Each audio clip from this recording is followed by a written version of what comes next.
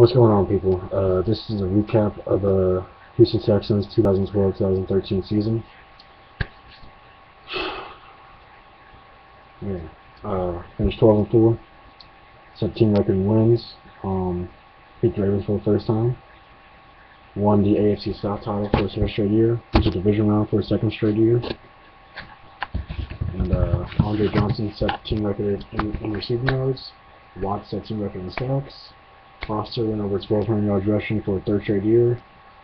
He also was first player in history to rush for over 100 yards in his first 3 career playoff games.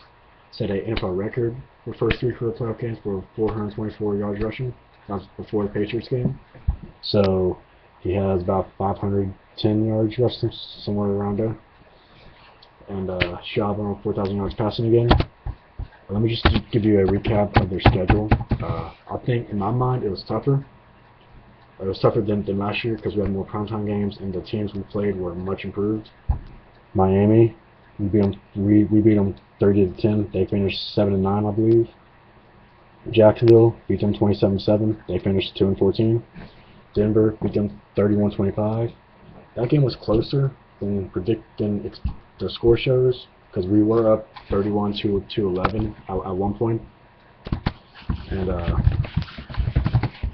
so I think that game was much closer. But Denver, they finished 13-3. Yeah, 13-3, won the AFC West, and they went to the division round before losing to Baltimore. We beat Tennessee 38-14. They had a disappointing year. We beat New York 23-17. Disappointing year. We lost to Green Bay 42-24. They went to second round playoffs before losing to the 49ers. So far we have lost to one playoff team. Beat Baltimore 43-13.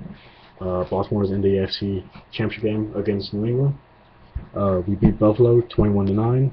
Beat Chicago 13-6. Beat Jacksonville again 43-37 in overtime.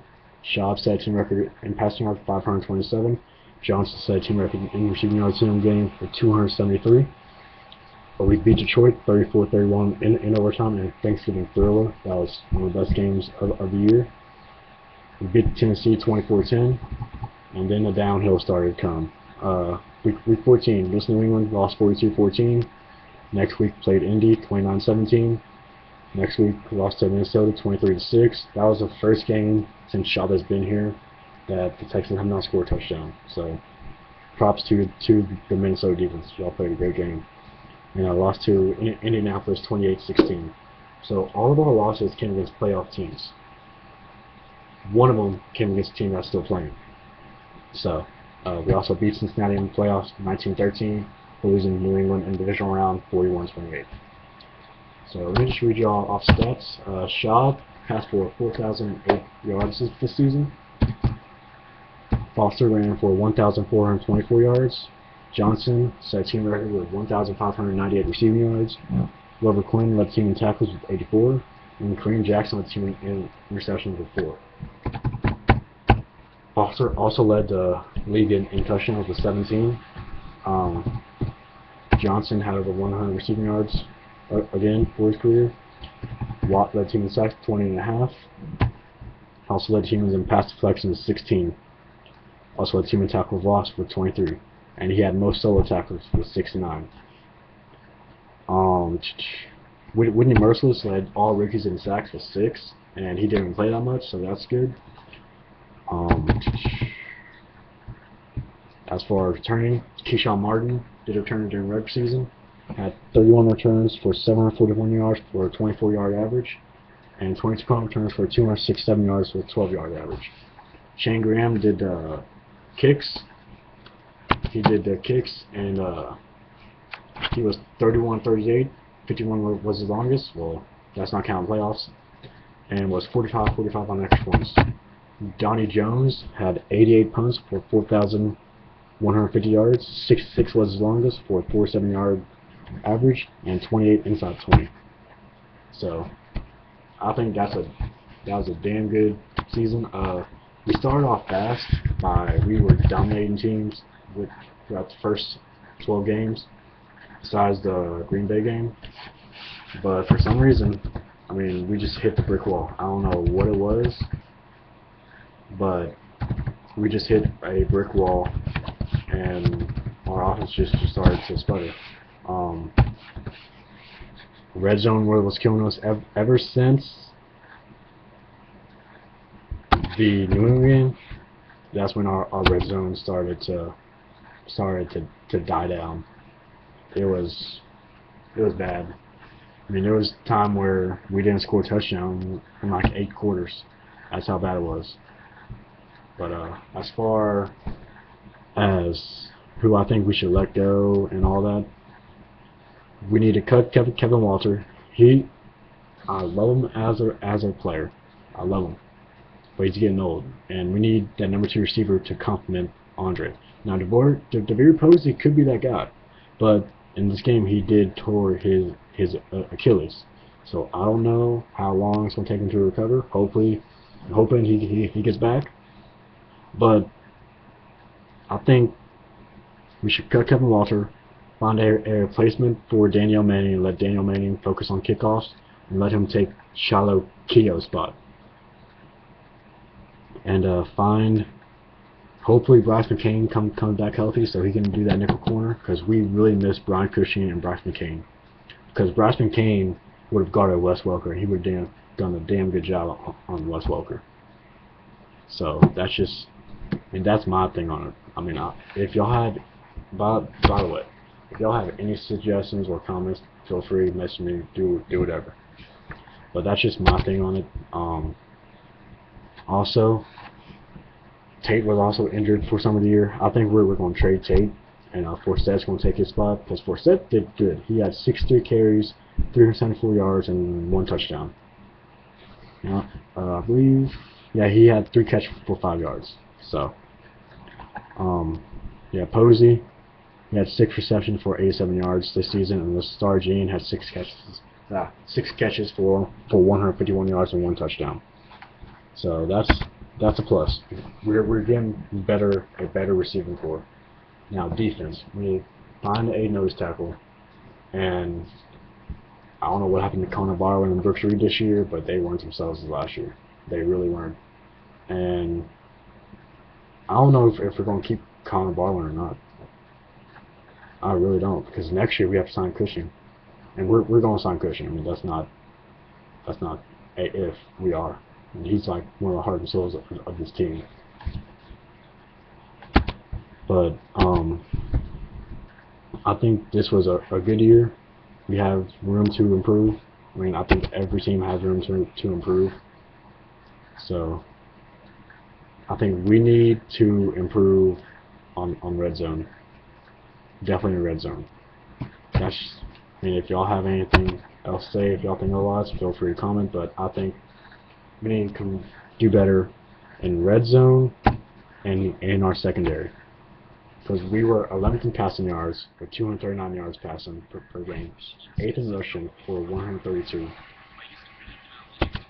16th in opposing passing yards for 225, and 7th in opposing rushing yards with 97. So, like I said, we were mediocre in passing secondary. We were mediocre. So every team has room to improve.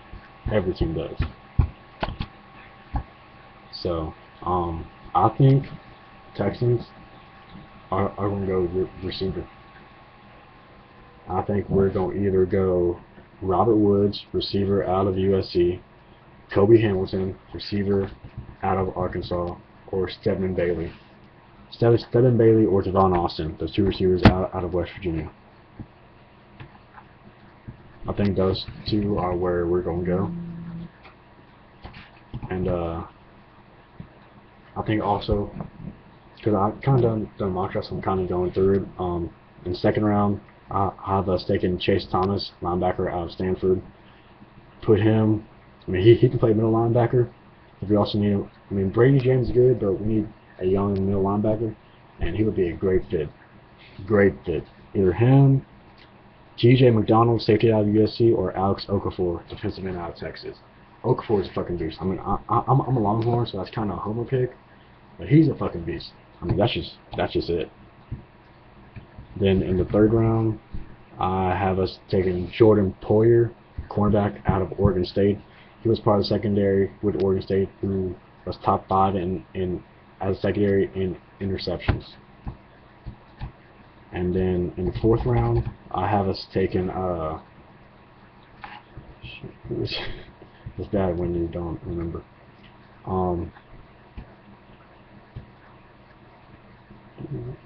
I have us taking. Oh crap! Who is it? Dang.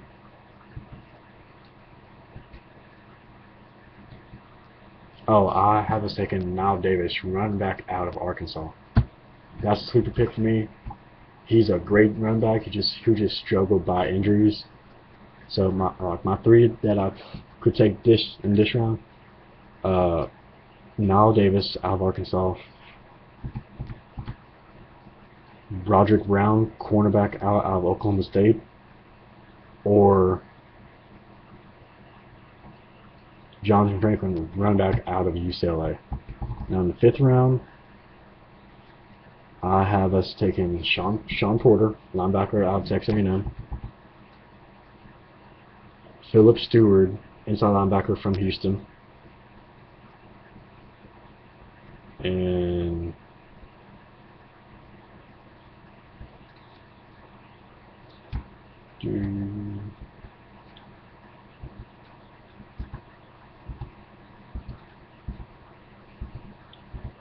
John Boyd at safety out of Oregon. Now in the 6th round, I've taken Lorente McCray, outside linebacker from Florida. T.J. Moe, receiver from Missouri. Or Kerwin Williams, running back out of Utah State. He's a small school running back, kind of like Turbin was with Seattle. And I think he's going to be a sleeper. Oh, also Nick Florence, quarterback out of Baylor. So he's a damn good quarterback, would fit in our system. He's accurate, has an arm, can scramble. I love that kid.